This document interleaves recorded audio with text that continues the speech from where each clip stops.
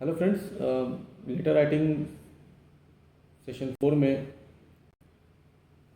पहले तो मैं ये कहूँगा कि ये जिसने भी लेटर लिखा है, चलो अच्छा है, आप लोग XYZ ABC एनोनिमस टाइप लिख रहे हैं, बट कम से कम मेरे लिए पेपर के किसी कोने में या ग्रुप में ही अपना नाम लिख दें, ताकि पता लगे कि मैं किसका पेपर पढ़ रहा हूँ, देख रहा हूँ, किसका लेटर राइटिंग है जो भी हो।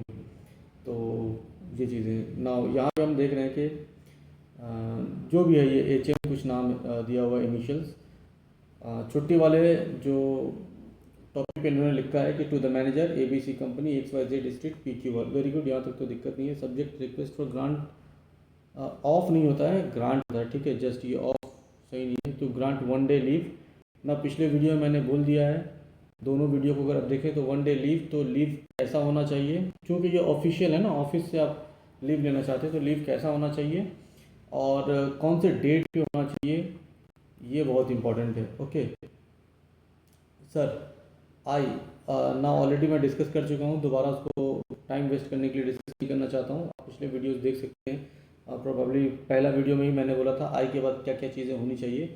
आई would like to state that IEBC employ number shall be enable to attend office tomorrow due to my mother's illness.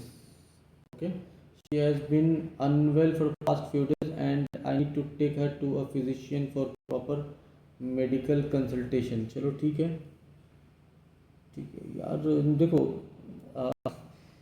ऐसे कोई गलती नहीं है, लेकिन ये जो वर्ड है ना, आई शैल बी अनेबल, ठीक है, ये थोड़ा सा एरोगेंट टाइप का लग रहा है, ठीक है। तो इसको ऐसे लिखो कि आप थोड़ा सा तो चेंज कर लो, यहाँ पे कि आई नीड अ लीव, ठीक है, I need a leave from the office tomorrow due to so and so, बाकी सब सही है, ठीक है, गलत नहीं है, लेकिन सुनने में बड़ा एरोगेंसी लगता है। हमारा यहाँ एक जब हम लेटर लिखते हैं और इस तरह की छुट्टी के लिए लिखते हैं, तो एक प्रेयर है, तो प्रेयर का एक वे ऑफ टॉक होता है।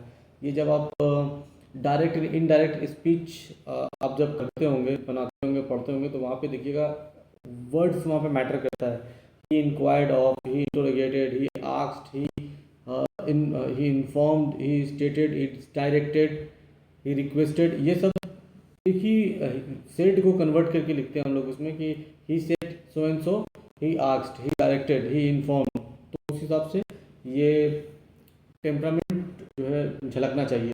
तो ये थोड़ा सा मतलब इस तरह की, यार ठीक है कल नहीं आ रहे ऑफिस, जो करना कर लो, उस तरह का नहीं होना चाहिए। सर मैं नहीं आ पाऊँगा, ये रीज़न है। तो मेरे हिसाब से इसको आप शैल बी अनएबल को हटाकर need leave from the office, यही वर्ड लिखें, ज़्यादा अच्छा है, या कुछ भी इस तरह का एक रिक्वेस्ट के मोड में हो तो बेटर है। तो बाकी सब बिल्कुल सही है, क्योंकि आपने यहाँ पे टुमारो लिख दिया है तो बहुत ज़्यादा कोई हेडेक नहीं है, चलेगा। अदरवाइज एक डेट मेंशन करना ज़रूरी था, टुमारो की वजह से डेट ऑटोमेटिकली मेंशन हो जा रहा।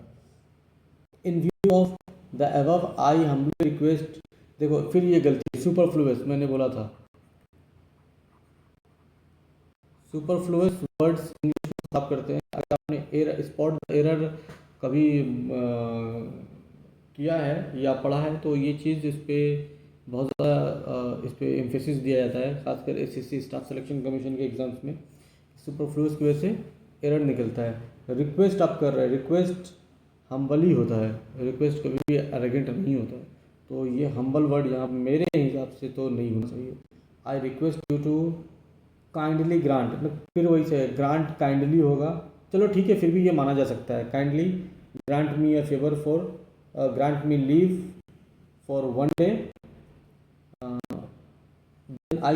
देन आई शेल बी, मतलब अगर आप नहीं देंगे तो हम ग्रेटफुल नहीं होंगे, बहुत गंदा इंग्लिश है, ठीक है। आई शेल बी ग्रेटफुल, आप दे ना दे वो बात की बात है। आई shall be grateful for your kind consideration, consideration is always kind, again इसको मैं बोल रहा हूँ, ध्यान रखना, कंसिडरेशन इज ऑलवेज काइंड, तो आई शेल बी ग्रेटफुल, चलेगा, यहीं तक लिख दो, ओके। फिर भी आप लिख रहे हैं तो आई shall be grateful for your consideration. Thank you anticipation, बहुत अच्छा है, मेरा अंदाज है, मैं खुद भी लिखता हूँ। Your sincerely EFG, very good, यहाँ पे डेट भी है, मतलब ओवरऑल मेरे हिसाब से अच्छा है, बुरा नहीं है। दो एक चीज़ें बस ध्यान रखिए कि इस लेटर में टेम्परामेंट है आपका वो एक रिक्वेस्ट टाइप का होना चाहिए। आपका इंटेंशन भले रिक्वेस्ट का होगा, बट ये चीज़ें सुनने में अच्छी नहीं लगती हैं, इसलिए इन चीज़ों को अवॉइड कीजिए। Thank you.